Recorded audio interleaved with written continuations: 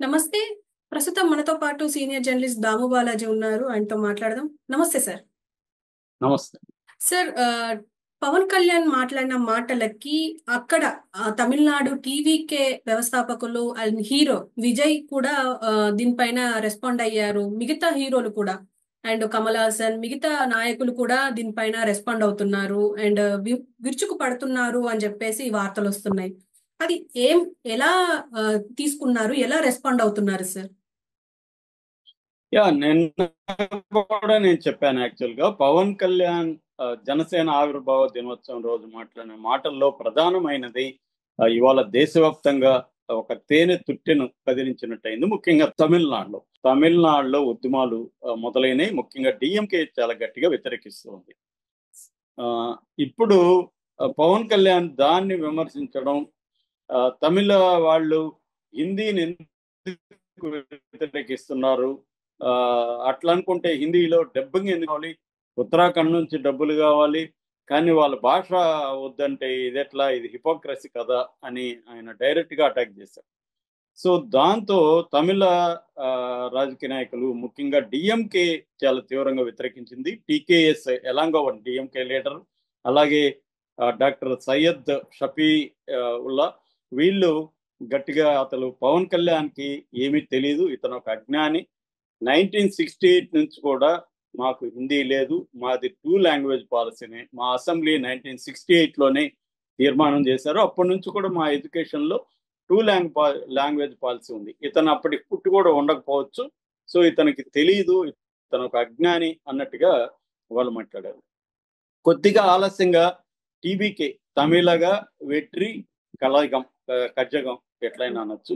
So ఆ party వ్యవస్థాపక నాయకుడు, అట్లాగే ప్రముఖ హీరో తలపతి విజయ్, ఆయన నిన్న ఒక స్టేట్మెంట్ ఇచ్చాడు. అదేంటంటే పవన్ కళ్యాణ్కి ఒకప్పుడు ఉత్తరాదిని ఎదిరించాలి, ఉత్తరాది అహంకారం అన్న వ్యక్తి ఇవాళ ఉత్తరాది ఉత్తమం అంటున్నాడు. సో బీజేపీ ఆయన పార్టీ జనసేన ఆవిర్భావ సభ కావచ్చు, కానీ అందులో అజెండా అంతా కూడా బీజేపీదే, కాబట్టి పవన్ కళ్యాణ్ నోరు మూసుకొని ఉంటే మంచిది అన్నట్టుగా మాట్లాడాడు విజయ్. అంటే ఆయన కూడా ఒకప్పుడు విజయ్ నేను పవన్ కళ్యాణ్ అభిమాని చెప్పాడు, పవన్ కళ్యాణ్ గెలిచినప్పుడు అభినందనలు చెప్పాడు, అట్లాగే పవన్ కళ్యాణ్ విజయ్కి కూడా అభినందనలు చెప్పాడు. వీళ్ళిద్దరి మధ్య మంచి ఇది ఉండేది, ఎందుకంటే ఇప్పటి నుంచో కూడా పవన్ కళ్యాణ్ అంటే విజయ్కి చాలా ఇష్టం. పవన్ కళ్యాణ్ అనుకరిస్తూ అతను కొంత డ్యాన్స్ ఇది కానీ పెర్ఫార్మెన్స్ కానీ యాక్టింగ్ లో కూడా కొన్ని విషయాల్లో పవన్ కళ్యాణ్ని అనుకరించేవాడు విజయ్. అలాంటి వ్యక్తి కూడా విజయ్ని పవన్ కళ్యాణ్ ఇప్పుడు వ్యతిరేకిస్తూ చేశాడు. అలాగే కమల్ హాసన్, మక్కల్ నీతిమయం అనే పార్టీ ఉంది కమల్ హాసన్కి. కమల్ హాసన్ కూడా భాష కోసం, తమిళ భాష కోసం తమిళ ప్రజలు తమ జీవితాలని ప్రాణాలని త్యాగం చేశారు, అటువంటి చరిత్ర మాదని చెప్పాడు. అది వాస్తవం కూడా. 1938లోనే అప్పట్లో బ్రిటిష్ ప్రభుత్వం ఉన్న కాలంలోనే మద్రాస్ ప్రెసిడెన్సీలో కాంగ్రెస్ ప్రభుత్వం ఉన్నప్పుడు మళ్ళీ హిందీ భాషని ఇంపోజ్ చేశారు. ఆ తర్వాత 1961 అఫీషియల్ లాంగ్వేజ్ యాక్ట్ వచ్చింది. అఫీషియల్ లాంగ్వేజ్ యాక్ట్లో హిందీ కంపల్సరీ నేర్చుకోవాలన్నప్పుడు తమిళనాడులో పెద్ద ఉద్యమాలు వచ్చాయి. 1965లో తమిళనాడు అంతా కూడా అట్టుడికిపోయింది, దాదాపు 70 మంది చనిపోయారు. ఎంతోమంది దానేమంటారు, వాళ్ళు కిరోసిన్ పెట్రోల్ పోసుకుని తగలబెట్టుకున్నారు, సెల్ఫ్ ఇమోలేషన్ అంటారు, అలాగా చనిపోయారు. సో ఆ స్థాయిలో తమిళనాడులో వ్యతిరేకత వచ్చిన తర్వాత ఆ వేడిలో 1967లో డిఎంకే అధికారంలోకి వచ్చింది. 68లో డిఎంకే అసెంబ్లీలో ఒక తీర్మానాన్ని పాస్ చేసింది. అదేంటంటే మాకు 3 లాంగ్వేజ్ ఫార్ములా ఇష్టం లేదు, మాకు 2 లాంగ్వేజ్ ఫార్ములాని పెట్టుకుంటాం, తమిళ్ ప్లస్ ఇంగ్లీష్ ఎందుకంటే ప్రాక్టికల్ పర్పసెస్, ఉద్యోగాలు కావాలంటే హయ్యర్ ఎడ్యుకేషన్లోకి వెళ్ళాలంటే ఇంగ్లీష్ కంపల్సరీ, కాబట్టి ఇంగ్లీష్ని తమిళ్ని పెట్టుకున్నారు. హిందీ అనేది ఐచ్ఛికం, ఎవరైనా నేర్చుకుంటే మాకు అబ్జెక్షన్ లేదు. ఇది కూడా గవర్నమెంట్ స్కూళ్ళల్లో, గవర్నమెంట్ ఎయిడెడ్ స్కూళ్ళల్లో పెట్టుకున్నారు. ప్రైవేట్ స్కూళ్ళల్లో హిందీ అయినా సాంస్క్రిట్ అనేది నేర్పించవచ్చు. నిజానికి దక్షిణ భారత హిందీ మహాసభ పేరుతో దక్షిణ భారతంలో హిందీని అందరూ నేర్చుకునేవాళ్ళు. మన అందరికి కూడా ఎంతో కొంత హిందీ రాని వాళ్ళు ఎవరు ఉండరు.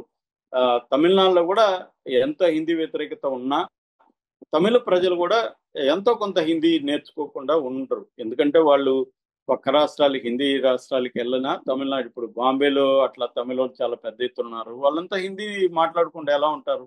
హిందీ మాట్లాడతారు ఖచ్చితంగా.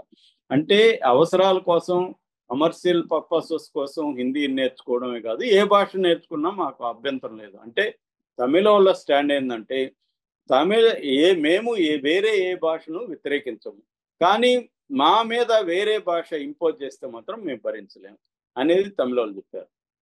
అంటే తమిళ ద్రవిడియన్ ఉద్యమానికి హిస్టరీ ఉంది, దాన్ని అర్థం చేసుకోవాలి. రెండోది, ఈ మధ్య కాలంలో ఏం చేస్తున్నారు, అమిత్ షా కూడా చాలాసార్లు చెప్పారు హిందీ నేర్చుకోవాలి మీరని. హిందీ నేర్చుకోకపోతే, హిందీని మీ భాషగా పెట్టుకోకపోతే సమగ్ర శిక్ష స్కీమ్ కింద 2152 కోట్లు ఆపేస్తామని కూడా బీజేపీ నాయకులు మాట్లాడారు. దానివల్ల కూడా తమిళనాడులో నిరసన వ్యక్తం అవుతుంది. సో ఇదంతా అర్థం చేసుకోకుండా పవన్ కళ్యాణ్ మాట్లాడాడు అనేది వాళ్ళకున్న కోపం.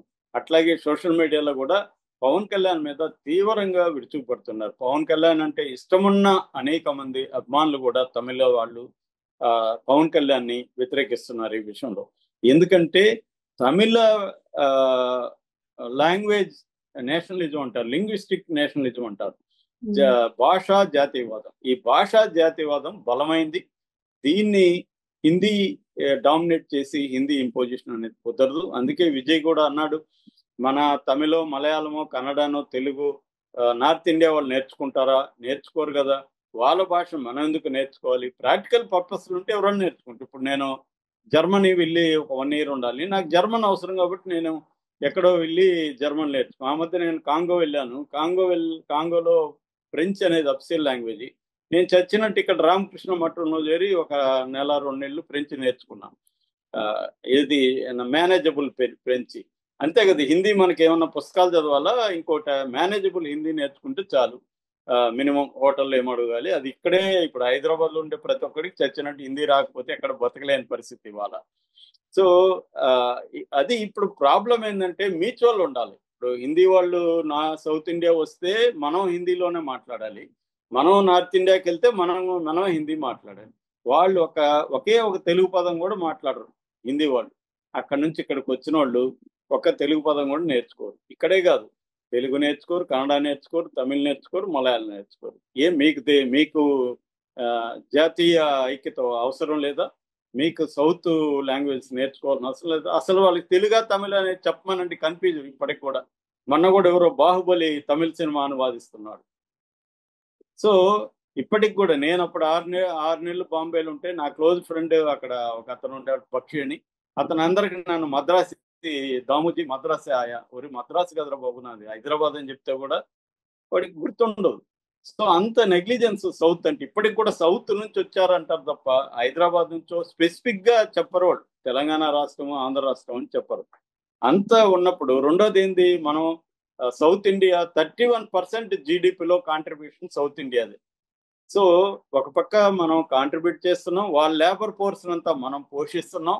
ఇంత చేసి ఉత్తర భారతం దక్షిణ భారతం మీద వాళ్ళ భాషని, వాళ్ళ సంస్కృతిని రుద్దుతుంది. దీన్ని భాష సామ్రాజ్యవాదం అని తమిళ వాళ్ళు పిలుస్తున్నారు. లాంగ్వేజ్ ఇంపీరియలిజం, ముఖ్యంగా హిందీ ఇంపీరియలిజం అని చెప్తున్నారు. ఈ హిందీ ఇంపీరియలిజాన్ని వాళ్ళు వ్యతిరేకిస్తున్నారు. పవన్ కళ్యాణ్ ఇవన్నీ తెలీదా? పవన్ కళ్యాణ్కి తెలుసు. కావాలని రెచ్చగొట్టాలని, దాని వల్ల తను పాపులర్ అవ్వాలని, వివాదాలు క్రియేట్ చేయాలనేది పవన్ కళ్యాణ్ ఉద్దేశం. అది జరిగింది. పవన్ కళ్యాణ్ కోరుకున్నది అయితే జరిగింది. పవన్ కళ్యాణ్ తన ప్లాన్ ప్రకారం వెళ్తున్నాడు. కానీ అవతల వాళ్ళు కూడా తమిళ వాళ్ళు అంత ఈజీగా ఉంటారు. ఫైనల్ గా పవన్ కళ్యాణ్ వల్ల బీజేపీకి మరింత గడ్డు పరిస్థితి అక్కడ. ఇప్పుడు బీజేపీ గట్టిగా పవన్ కళ్యాణ్ ని తమిళనాడులో సపోర్ట్ చేయలేని పరిస్థితి. ఎందుకంటే సపోర్ట్ చేస్తే నెక్స్ట్ ఎలక్షన్ లో ఇప్పుడు వచ్చిన ఓట్లు కూడా రావు వాళ్ళు. సో అది వాళ్ళ ప్రాబ్లం. అందుకని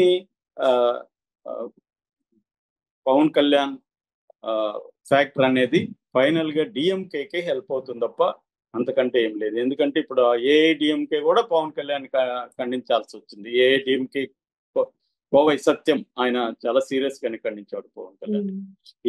ఏఐడిఎంకి డిఎంకేకి